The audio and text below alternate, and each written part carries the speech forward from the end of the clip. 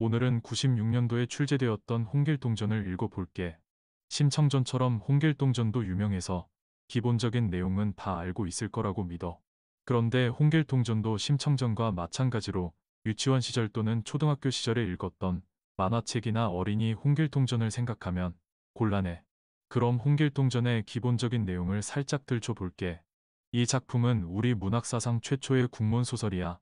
최초의 한글로 쓴 소설이라는 이야기지. 홍판서와 첩춘섬의 사이에서 태어난 서자 홍길동의 모습을 통해 적서차별의 신분제도와 부패한 정치 현실을 비판하고 있는 영웅소설이지. 사회제도의 불합리성을 고발한 현실 참여 문학의 첫 작품이면서 영웅의 일생이라는 한국 서사 전통이 최초로 소설화된 작품이라 할 수 있어. 아직 전기적 요소가 남아있지만 우리나라를 무대로 삼고 있으면서 그 이전보다 훨씬 현실적 소재를 다룸으로써 소설다운 형태를 갖춘 작품이라 할 수 있지. 조선시대는 건국 초기부터 정실소생이 아닌 서자들에게는 과거 시험의 응시를 제한하고 상위 직책의 관직에 등용되지 못하도록 하는 법을 제정했기 때문에 시대의 흐름에 따라 서자들의 저항이 크게 달하였다고 할 수 있지. 대표적인 예가 홍길동이겠지. 사회 혼란을 틈타 신출 규모라는 도적 무리들의 행동과 또한 임진왜란을 거치면서 알려진 의병, 승병들의 활약상이 입에서 입으로 전해지는 동안 자연히 그들은 뛰어난 능력을 펼치는 것으로 알려졌고 이것은 신선 사상의 도술행각과 전맥되는 결과를 가져왔겠지. 그러므로 이 작품의 내용 구성에 있어서 가장 핵심 요소라 할 수 있는 서자의 지위 향상 주장과 군도들의 의적 활동 및 도술 행사 등은 모두 당시 사회적 배경에 영향을 입어 등장하게 된 것이라 할 수 있어.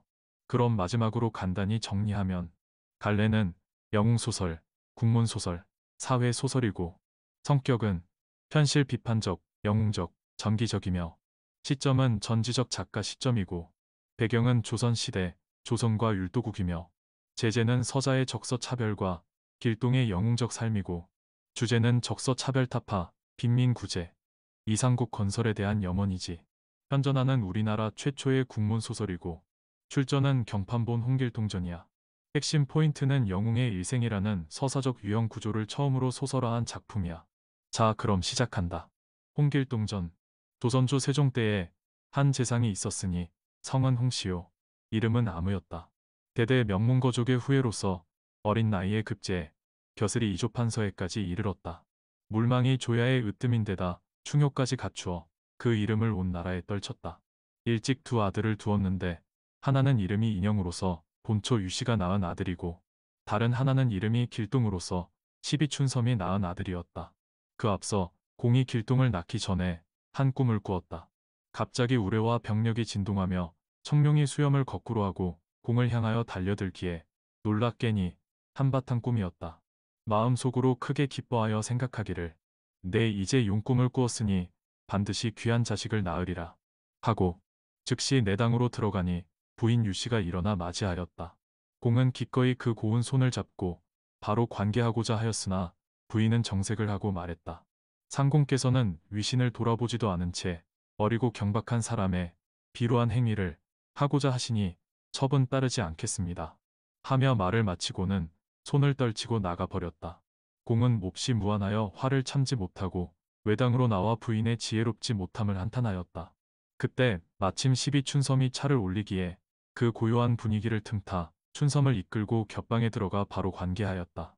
그 무렵 춘섬의 나이는 18이었는데 한 번 몸을 허락한 후에는 문 밖에 나가지 아니하고 타인과 접촉할 마음도 먹지 않기에 공이 기특하게 여겨 애첩으로 삼았다.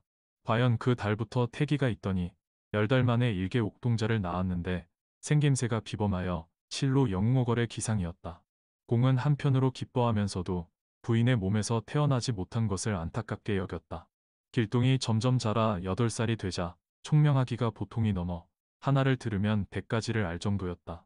그래서 공은 더욱 귀여워하면서도 출생이 천해 길동이 늘 아버지니 형이니 하고 부르면 즉시 꾸짖어 그렇게 부르지 못하게 하였다. 길동이 10살이 넘도록 감히 부영을 부르지 못하고 종들로부터 천대받는 것을 뼈에 사무치게 한탄하면서 마음 둘 바를 몰랐다. 대장부가 세상에 나서 공맹을 본받지 못할 바에야 차라리 병법이라도 익혀 대장인을 허리춤에 비스듬히 차고 동정서벌하여 나라에 큰 공을 세우고 이름을 만대에 빛내는 것이 장부의 통쾌한 일이 아니겠는가.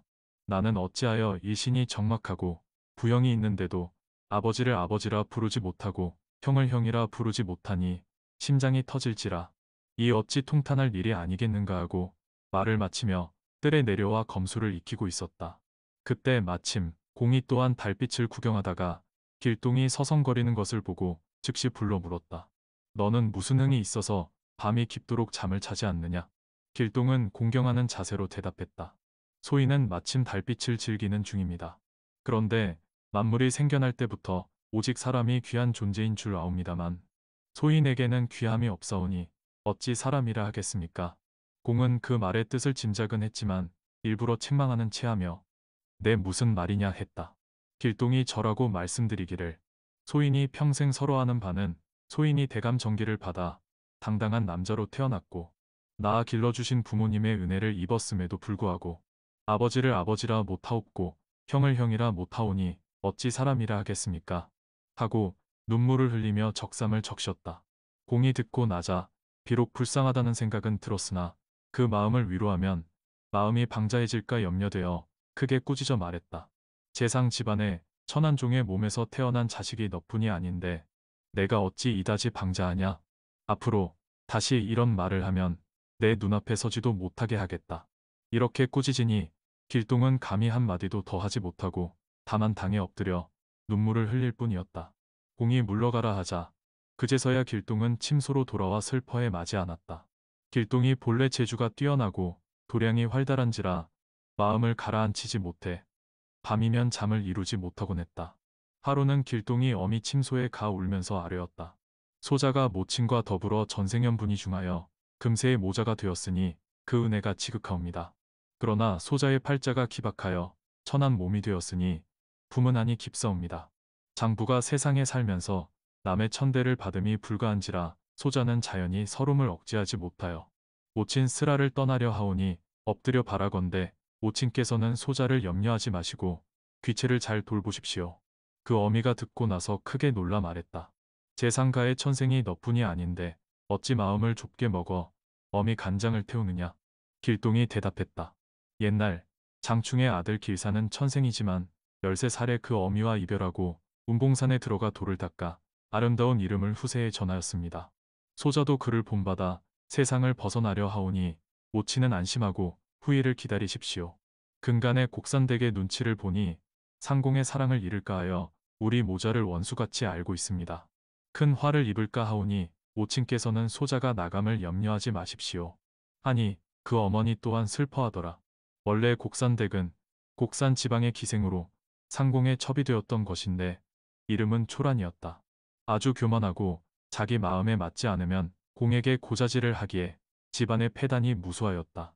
자신은 아들이 없는데 춘섬은 길동을 낳아 상공으로부터 늘 귀여움을 받게 되자 속으로 불쾌하여 길동을 없애버릴 마음만 먹고 있었다.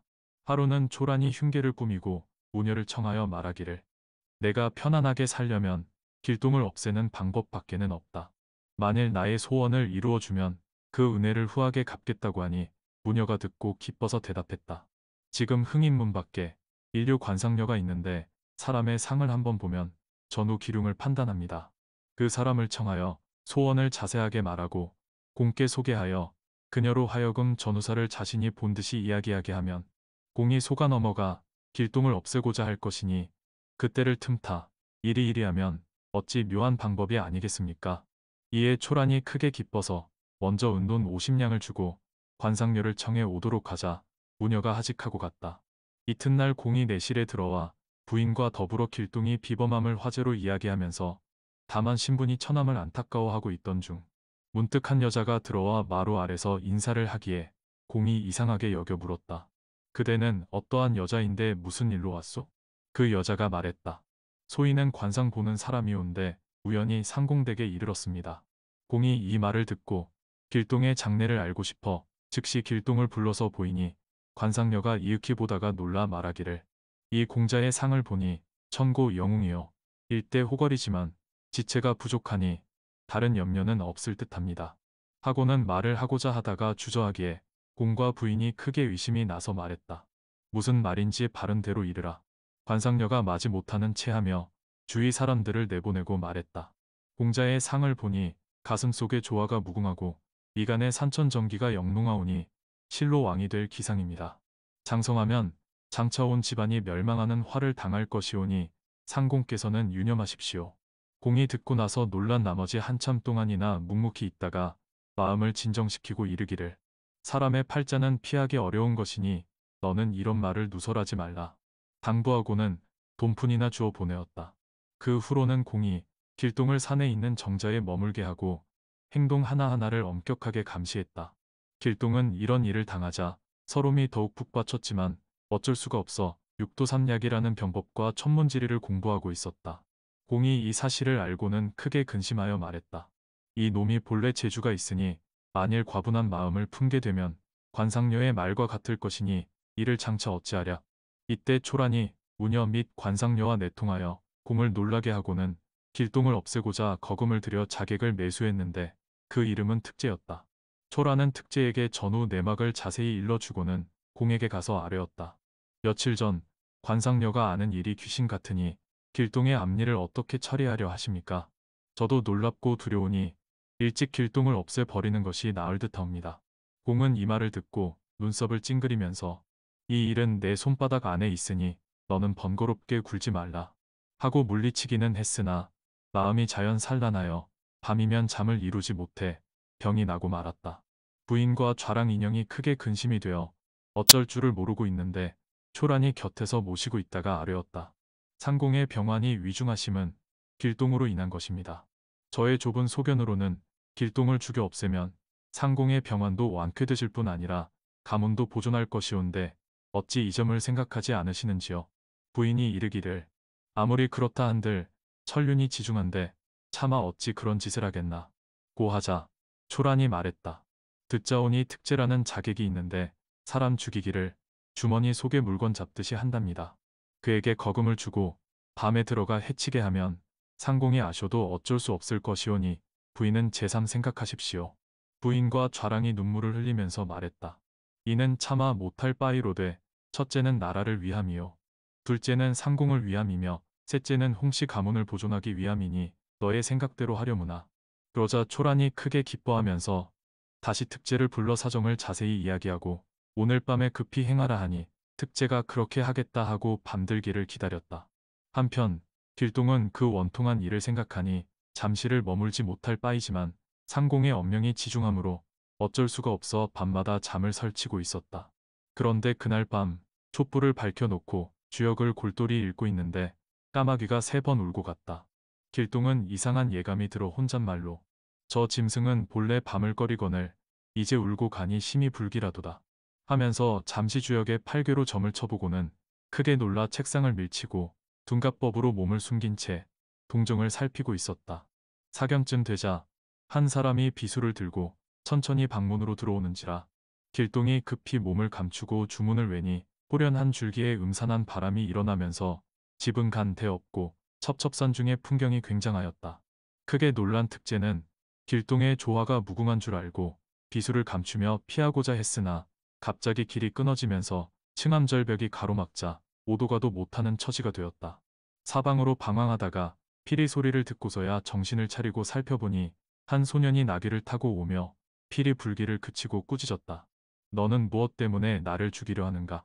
무죄한 사람을 해치면 어찌 천벌이 없으랴? 하고 주문을 외니 호련히 검은 구름이 일어나며 큰 비가 물을 퍼붓듯이 쏟아지고 모래와 자갈이 난리였다. 특제가 정신을 가다듬고 살펴보니 길동이었다. 재주가 대단하다고는 여기면서도 어찌 나를 대적하려 하고 달려들면서 소리쳤다. 너는 죽어도 나를 원망하지 말라. 초란이 무녀와 관상녀로 하여금 상공과 의논하게 하고 너를 죽이려 한 것이니 어찌 나를 원망하랴.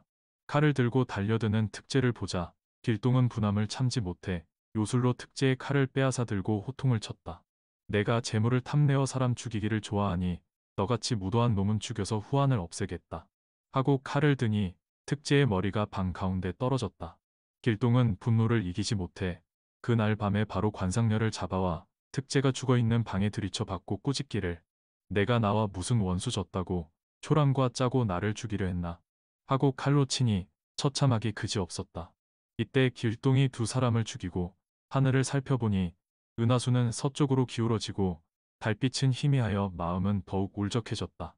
분통이 터져 초란마저 죽이고자 하다가 상공이 사랑하는 여자라는데 생각이 미치자 칼을 던지고 달아나 목숨이나 건지기로 마음먹었다.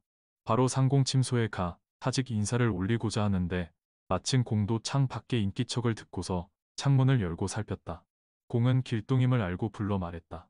밤이 깊었거늘 내 어찌 자지 않고 이렇게 방황하느냐. 길동은 땅에 엎드려 아뢰었다.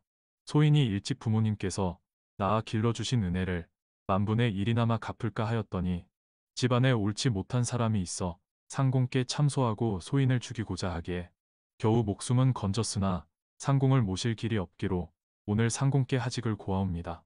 하기에 공이 크게 놀라 물었다. 너는 무슨 일이 있어서 어린아이가 집을 버리고 어디로 가겠다는 거냐?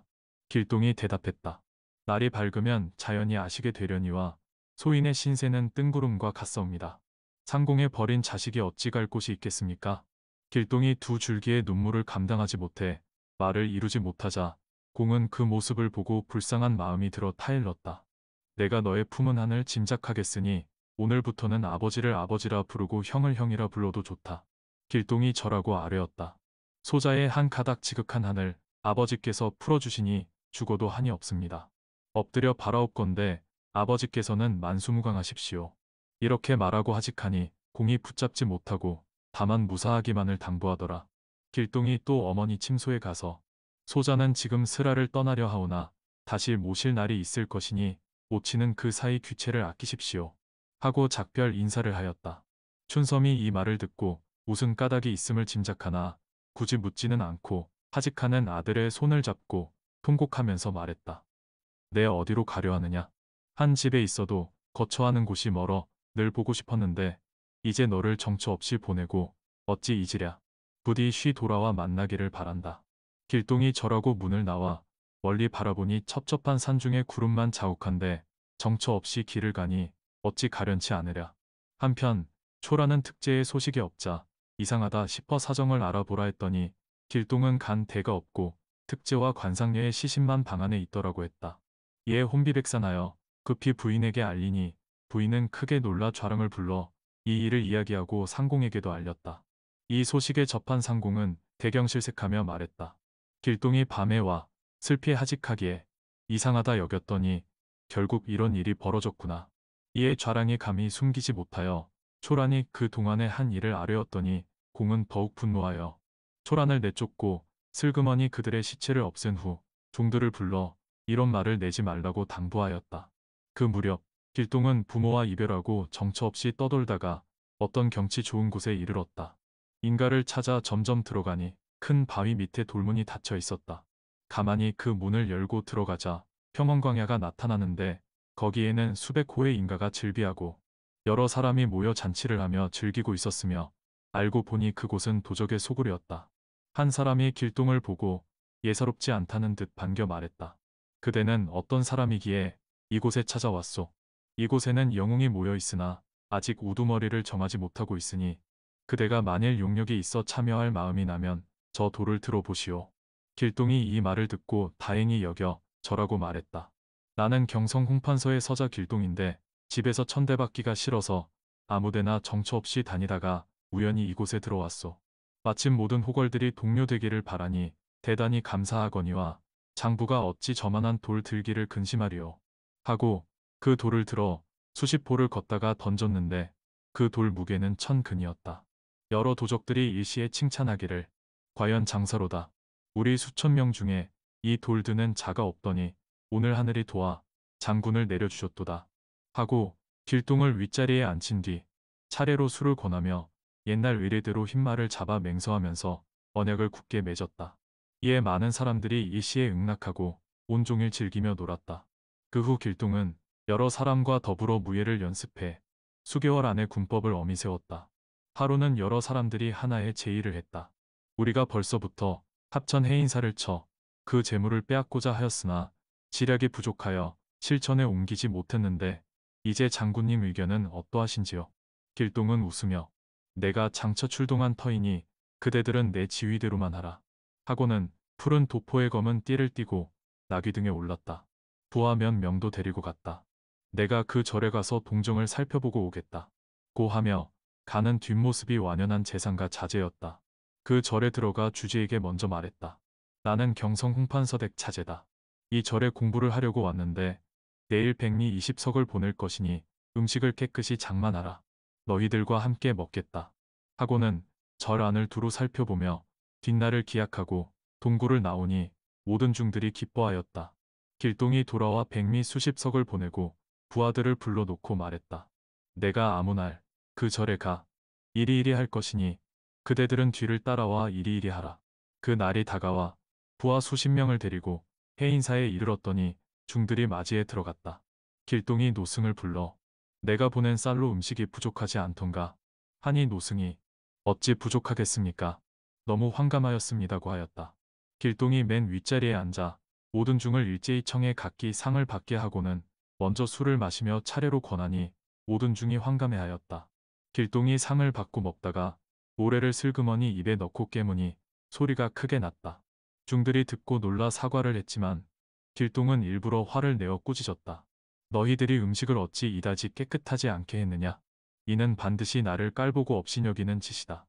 하고 부하들을 시켜 모든 중을 한 줄에 결박하여 앉히니 모두가 겁이 나서 어쩔 줄을 몰랐다. 이윽고 수백 명이 일시에 달려들어 모든 재물을 제것 가져가듯 하니 중들이 보고 다만 입으로 소리만 지를 따름이었다. 외출했던 불목하니 마침 그때 돌아오다가 이 일을 보고 관가에 알리니 합천원이 관군을 뽑아 그 도적을 잡게 했다. 장교 수백 명이 도적을 쫓다가 문득 보니 속락을 쓰고 장삼을 입은 중이 산에 올라가 외쳤다. 도적이 저 북쪽의 작은 길로 가니 빨리 가 잡으시오. 관군들은 그 절중이 가르치는 줄 알고 풍우같이 북쪽의 작은 길로 찾아가다가 잡지도 못하고 날이 저문 후에 돌아갔다. 길동은 부하들을 남쪽의 큰 길로 보내고 홀로 중의 차림으로 관군을 속여 무사히 소굴로 돌아오니 모든 부하들이 이미 재물을 가져다 놓고 있었다. 그들이 함께 살해하기에 길동은 웃으며 장부가 이만한 재주 없대서야 어찌 여러 사람의 우두머리가 되리오 했다. 그 후 길동은 스스로 호를 활빈당이라고 하면서 조선 팔도로 다니며 가급 수령의 부리로 모은 재물이 있으면 탈취하고 혹시 가난하고 의지할 데 없는 사람이 있으면 구제하되 백성은 침범하지 않고 나라의 재산에는 추호도 손을 대지 않았다. 그래서 부하들은 그 뜻에 감복하였다. 이제 함경 감사가 탐관오리로 백성을 착취해 견딜 수 없게 되었는지라 우리가 그대로 둘 수 없으니 그대들은 나의 지휘대로 하라. 하고는 아무 날 밤으로 약속을 하고 하나씩 흘러 들어가 남문 밖에 불을 질렀다. 감사가 크게 놀라 불을 끄라 하니 관리며 백성들이 한꺼번에 달려나와 불을 끄는데 길동의 부대 수백 명이 함께 성중에 달려들어 창고를 열고 곡식과 무기를 찾아내어 북문으로 달아나니 성중이 물 끓듯이 요란해졌다.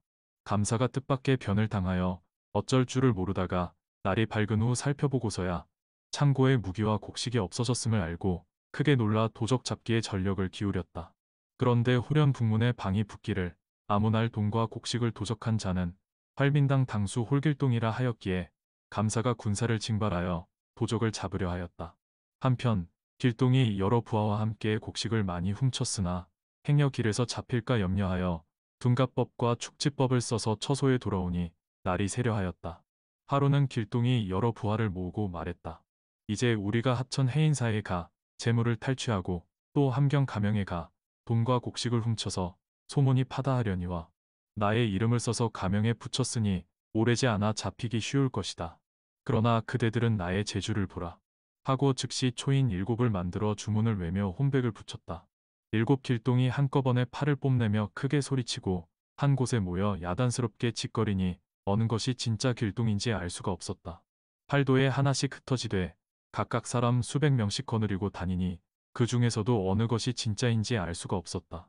8 길동이 팔도에 다니며 바람과 비를 마음대로 불러오는 술법을 부려 가급 창고에 있던 곡식을 하룻밤 사이에 종적 없이 가져가며 지방에서 서울로 올려보내는 선물 보퉁이들을 하나도 놓치지 않고 탈취하니 팔도의 가급이 시끄러워져서 사람들이 밤에는 잠을 설치고 낮에는 길에 나다니지 못하였다. 이 때문에 팔도가 요란해지자 감사가 공문을 올렸는데 그 내용은 대개 이러했다. 난데없는 홍길동이라는 대적이 신통한 술법을 부려 가급의 재물을 탈취하고 서울로 보내는 물품을 가로막아 패단이 자심하니 그 도적을 잡지 않으면 장차 어느 지경에 이를지 알지 못할 정도이오니 엎드려 바라건대 성상께서는 좌우 두 포도청에 명하여 잡게 하옵소서. 임금이 보고 크게 놀라 포도대장을 부르고 있는데 계속 팔도에서 공문이 올라왔다. 연이어 떼어 보니 도적의 이름을 다 홍길동이라 하였고 돈과 곡식 이른 날짜를 보니 한날 한시였다. 임금이 크게 놀라 말하기를 이 도적의 용맹과 술법은 옛날 중국의 도적치우라도 당하지 못하겠도다. 아무리 신기한 놈인들 한 몸이 팔도에 있어서 한날 한시에 어떻게 도적질을 하리오. 이는 보통 도적이 아니어서 잡기 어렵겠으니 좌포장과 우포장이 군사를 내어서 잡으라 하니 이때 우포장 이읍이 아뢰었다. 신이 비록 재주는 없으나 그 도적을 잡아 오겠사오니 전하께서는 근심하지 마십시오. 이제 좌우포장이 어찌 한꺼번에 출전하겠습니까? 임금이 옳다고 여겨 급히 출발하기를 재촉하니 이흡이 하직한 후 수많은 관조를 거느리고 출발하면서 각각 흩어져 아무날 문경에 모이기로 약속하였다. 이흡은 약간의 포졸들을 데리고 변복한 채 다니고 있었다. 하루는 날이 저물어 주점을 찾아 쉬고 있는데 갑자기 어떤 소년이 나귀를 타고 들어와 인사를 하였다. 포장이 답례를 하니 그 소년은 갑자기 한숨을 지으면서 말했다. 온 천하가 임금의 땅 아님이 없고 모든 땅의 백성이 임금의 신하 아님이 없으니 소생이 비록 시골에 있으나 나라를 위해 근심을 하고 있습니다. 포장이 일부러 놀라는 체하며 물었다. 그게 무슨 말이오? 소년이 말했다. 이제 홍길동이라는 도적이 팔도로 다니며 소란을 피워 인심이 동요하고 있는데 그 놈을 잡아 없애지 못하니 어찌 분하지 않겠습니까? 포장이 이 말을 듣고 말했다. 그대가 기골이 장대하고 말씀이 충직하니 나와 함께 그 도적을 잡는 것이 어떻겠소? 소년이 말했다. 내가 벌써 잡고자 하면서도 용력 있는 사람을 만나지 못하여 그냥 있었는데 이제 그대를 만났으니 어찌 다행이 아니겠소.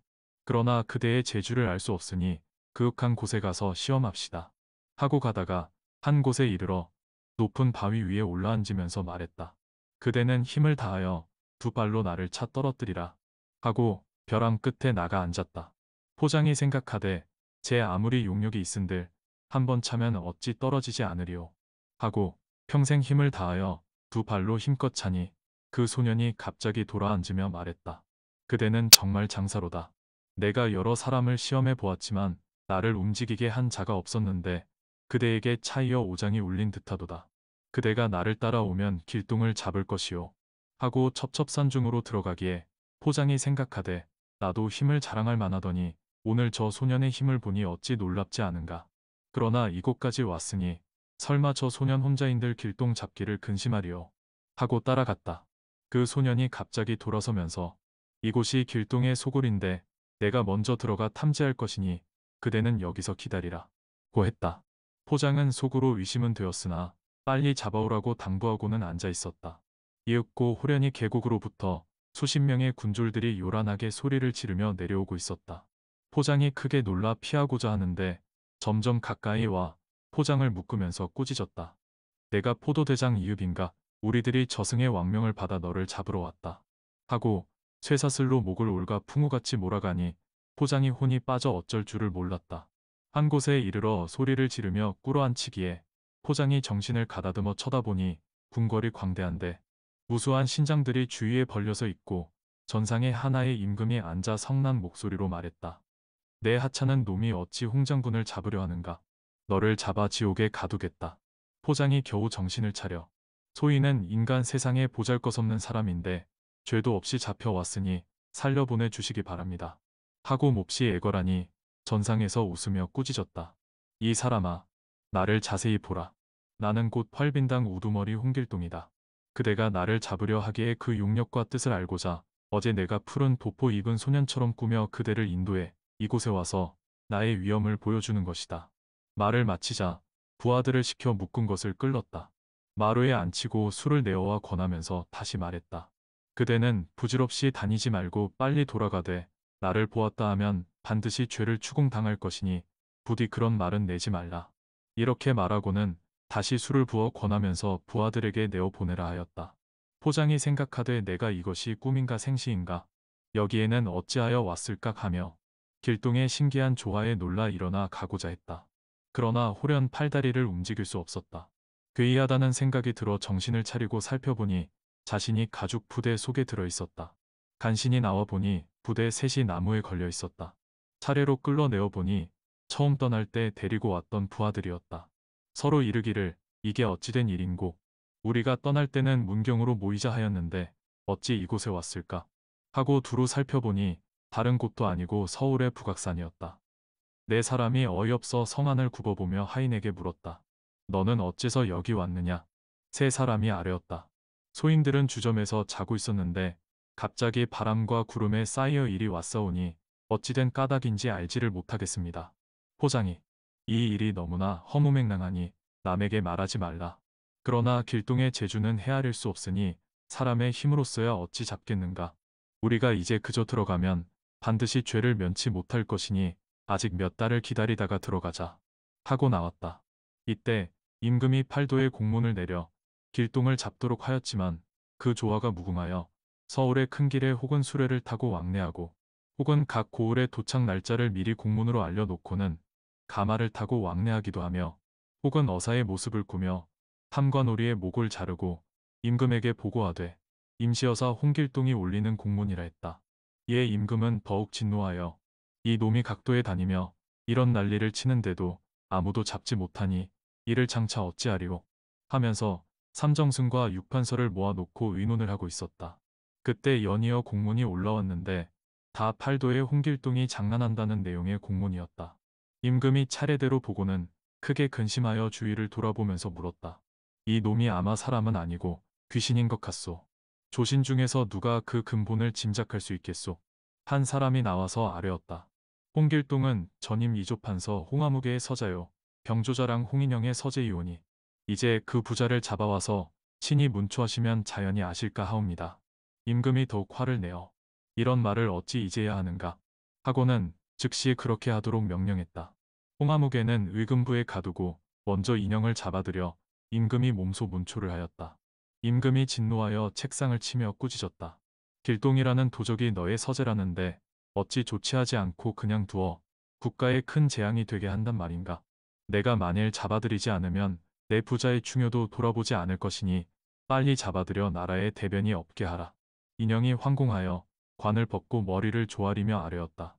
신에 천한 아우가 있어 일찍 사람을 죽이고 달아난 지 몇 년이나 지났으되 그 생사를 알지 못하여 신의 늙은 압이 그 때문에 신병이 위중한 나머지 목숨이 끊어질 지경에 이르렀습니다. 길동이 착하지 못하여 성상께 근심을 끼쳤으니 신의 죄는 만번 죽어도 애석하지 않사옵니다. 그러나 엎드려 바라옵건대 전하께서는 자비로운 은택을 내려 신의 압이 죄를 용서하시와 집에 돌아가 조리하게 하시면 신이 죽음으로써 맹서하고 길동을 잡아 저희 부자의 죄를 면하올까 하옵니다.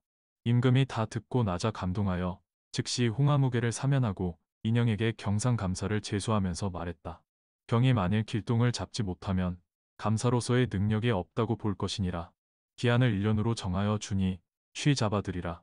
인형이 수없이 절하며 은혜를 감사하고 임금께 하직하였다. 바로 그날 출발을 하여 가명에 도착하여 감사로 부임해서는 가급에 공고문을 붙였다. 그 내용은 길동을 달래는 것이었는데 다음과 같았다.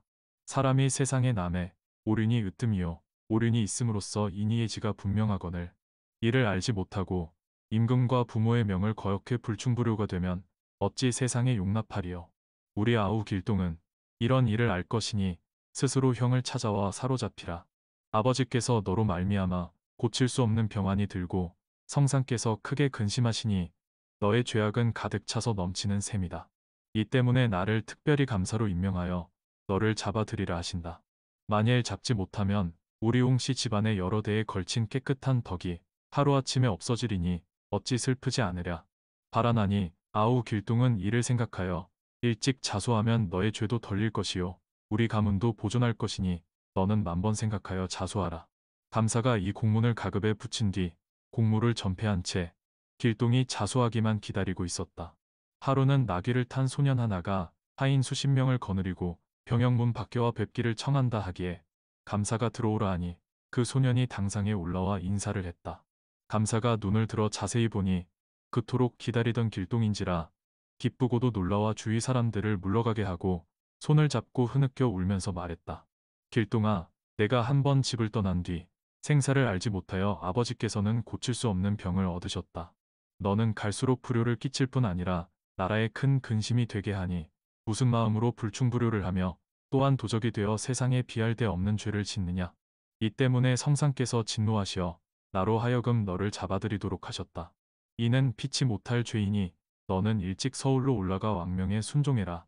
하고 말을 마치며 눈물을 비오듯 흘렸다. 길동은 머리를 숙이고 말했다. 제가 여기에 이른 것은 부형을 위태로움으로부터 구하기 위한 것이니 어찌 다른 말이 있겠습니까?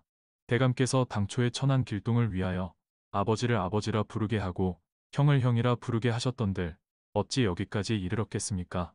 지나간 일은 말해 봐야 쓸데없거니와 이제 소재를 묶어 서울로 올려보내십시오. 하고는 다시 말이 없었다.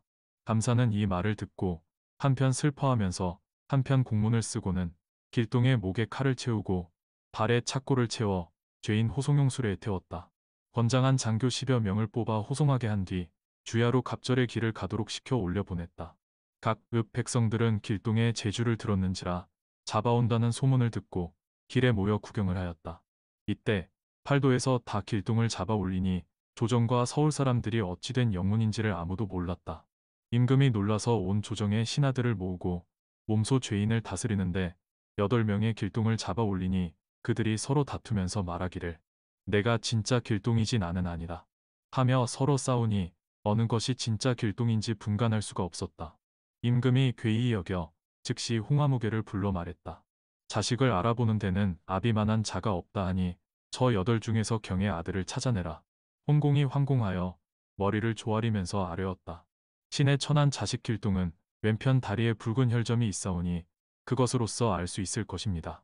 또 8 길동을 꾸짖기를 지척에 임금님이 계시고 아래로 아비가 있는데 내가 이렇듯 천고에 없는 죄를 지었으니 죽기를 아끼지 말라 하고 피를 토하면서 엎어져 기절을 하였다. 임금이 크게 놀라 권례의 약국의 지시에 치료하게 하였으나 효험이 없었다. 8 길동이 이를 보고 일시에 눈물을 흘리면서 주머니에서 환약한 계식을 내어 입에 들이우니 홍공이 잠시 후 정신을 차렸다.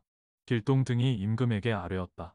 신의 아비가 나라의 은혜를 많이 입었사온데 신이 어찌 감히 나쁜 짓을 하오리까마는 신은 본래 천한종의 몸에서 났는지라 그 아비를 아비라 못하옵고 그 형을 형이라 못하와 평생 한이 맺혔기에 집을 버리고 도적의 무리에 참여하였사옵니다.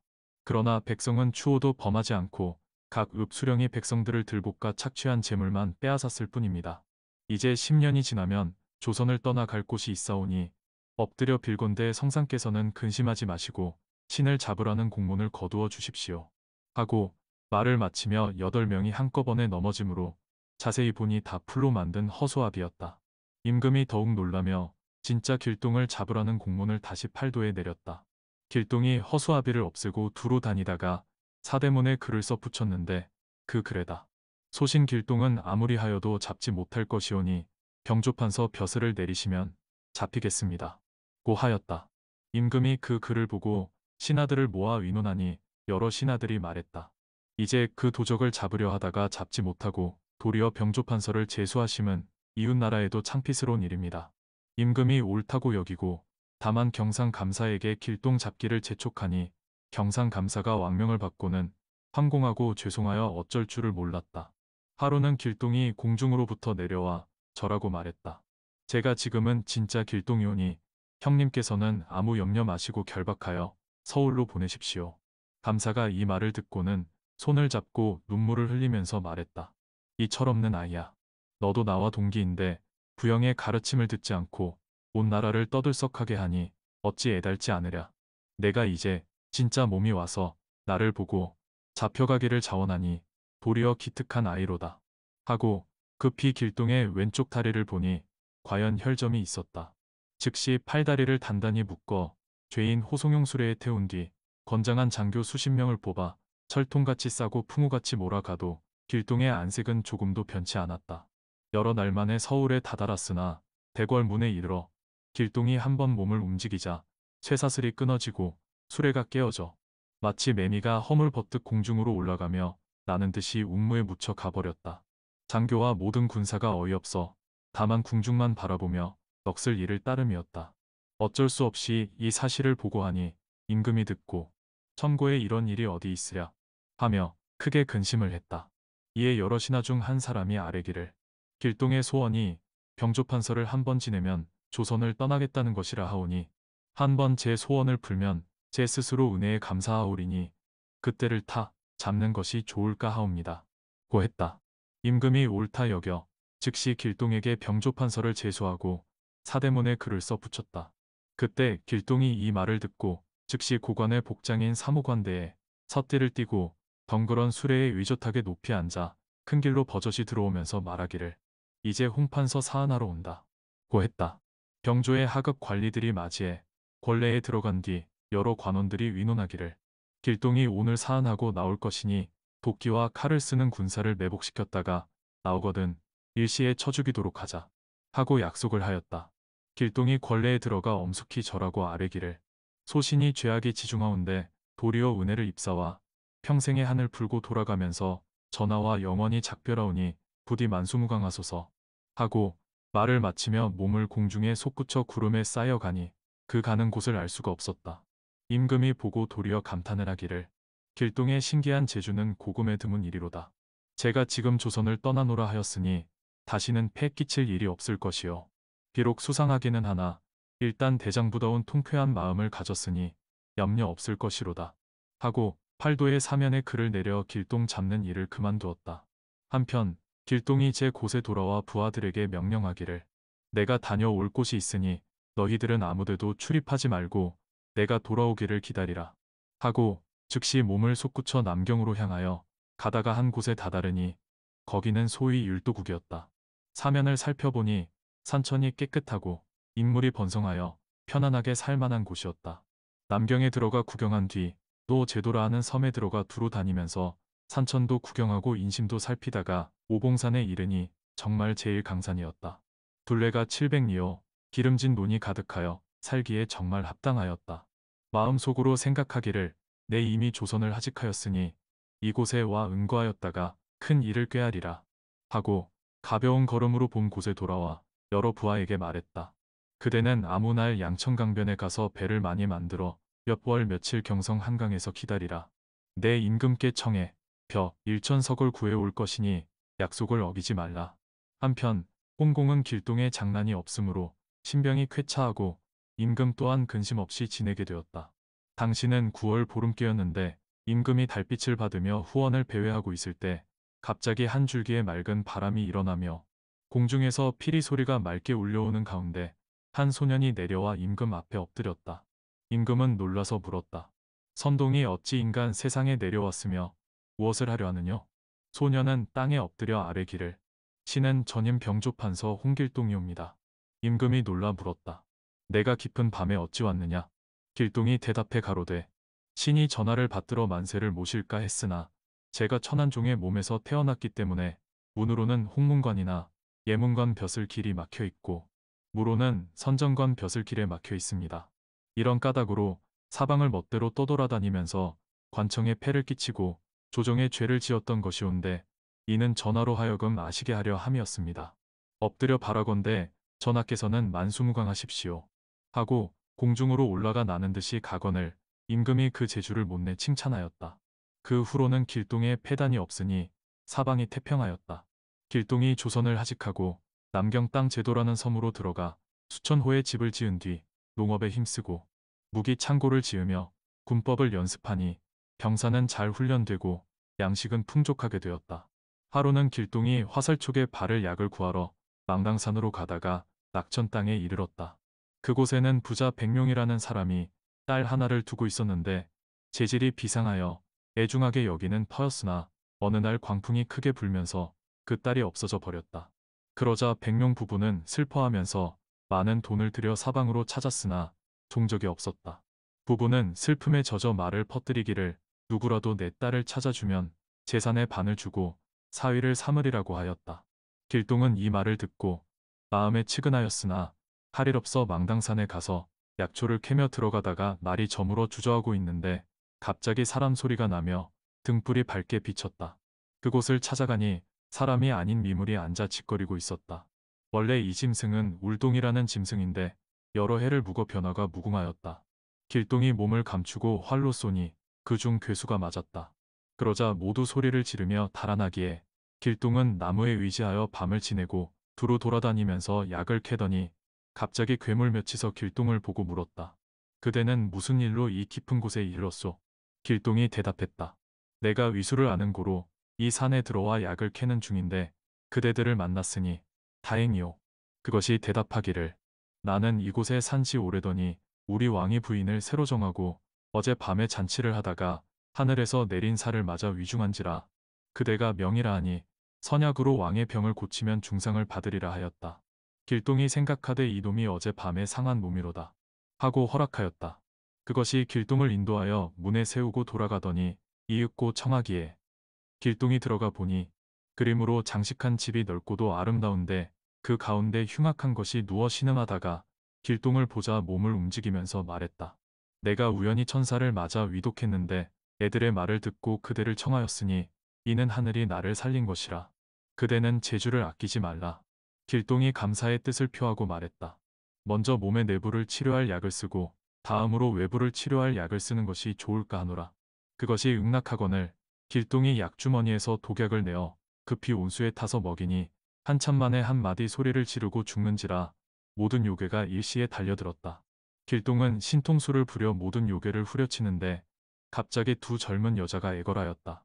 저희는 요괴가 아니라 세상 사람인데 잡혀왔사오니 남은 목숨을 구하여 세상으로 나가게 하소서. 길동은 백룡의 일을 생각하고 거주지를 물었더니 하나는 백룡의 딸이요 하나는 조철의 딸이었다.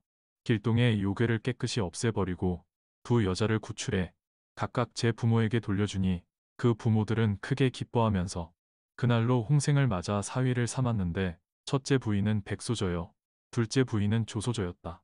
길동이 하루아침에 두 아내를 얻은 후 두 집 가족을 거느리고 제도섬으로 가니 모든 사람이 반기며 치하하였다. 하루는 천문을 보다가 놀라 눈물을 흘리기에 주위에서 무슨 까닭으로 슬퍼하느냐고 물으니 길동이 탄식하면서 말하기를 내가 부모의 안부를 하늘의 별을 보고 짐작하더니 지금 하늘을 본즉 부친의 병세가 위중하신지라. 그러나 나의 몸이 먼 곳에 있어 거기에 이르지 못할까 하노라. 하니 모든 사람들이 슬퍼하였다. 이튿날 길동은 월봉산에 들어가 하나의 훌륭한 묘토를 구한 후 일을 시작하여 성물을 굽는과 같이 하였다. 그러고는 한 척의 큰 배를 준비하여 부하들에게 조선국 서강강변으로 몰고 가서 기다리라 하였다. 자신은 즉시 머리를 깎고 중의 모습을 갖춘 뒤 작은 배 한 척을 타고 조선을 향하였다. 이 무렵 홍판서는 호련히 병을 얻어 위중해지자 부인과 인형을 불러 말하기를 내가 죽어도 다른 한이 없으나 길동의 생사를 알지 못하는 것이 한스럽구나. 제가 살아있으면 찾아올 것이니 적설을 구분하지 말고 제 어미를 잘 대접해라. 하고 숨이 끊어지니 온 집안이 슬픔에 잠겨 장사를 치르고자 하나 요토를 구하지 못해 난처하였다.